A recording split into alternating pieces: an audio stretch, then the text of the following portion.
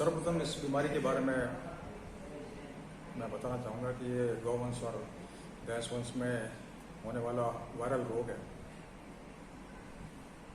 हमारे देश में ये नया रोग है, पूर्व में इसे नहीं देखा गया था। पड़ोसी देशों से भारत में इस रोग का प्रकोप हुआ है। गौवंश में इसका मुख्य लक्षण तेज बुखार, चमड़ी पर गांठें, पूरी त्वचा पर छोटी छोटी गांठें बन जाती है, आँख में से स्त्राव आता है, नाक में से स्त्राव आता है, मुंह से लार गिरती है।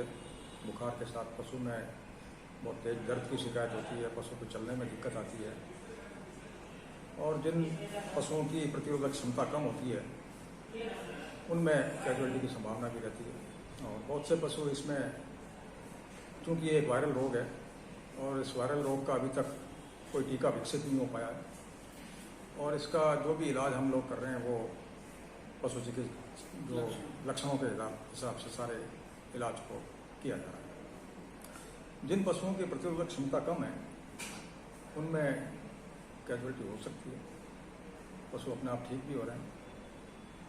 मुख्य बात इसमें जो पशुपालक भाइयों को ध्यान रखने की है, यदि आपका पशु इस बीमारी से ग्रसित पाया जाता है, उनको लगता है कि उनकी चमड़ी पे छोटी छोटी गांठें हो रही है, तो वो तुरंत नज़दीकी पशु चिकित्सालय से संपर्क करें और इस रोग के बारे में सूचना प्रदान करें। दूसरा इसमें मुख्य ध्यान रखने की बात यह है कि आपका जो रोगग्रस्त पशु है उसको स्वस्थ पशुओं से बिल्कुल अलग रखें, बिल्कुल अलग रखें। उसकी लार के संपर्क में कोई पशु नहीं आना चाहिए। जो पशु रोगग्रसित हो गया है वो आपके पशु गृह से, पशु के बाड़े से काफ़ी दूरी पे अलग बांध दिया जाए।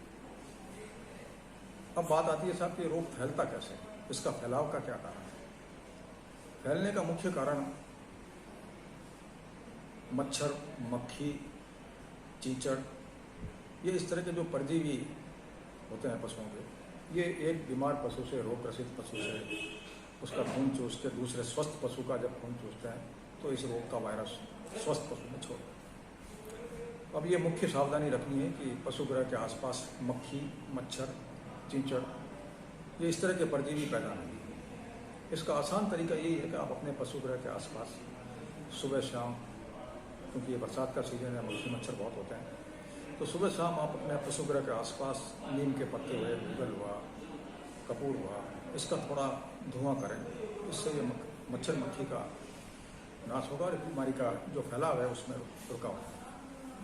तो सर मंकी पॉक्स से इसकी तुलना की जा रही है? नहीं, मंकी पॉक्स से तुलना गलत है सर। पश्चिमी सीमा के पास आया है तो इसका मतलब कोई पड़ोसी देश से या ऐसा कुछ? नहीं सर, ये कई मुल्कों में फैला हुआ है इस वक्त, भारत के आसपास कई देशों में फैला हुआ है और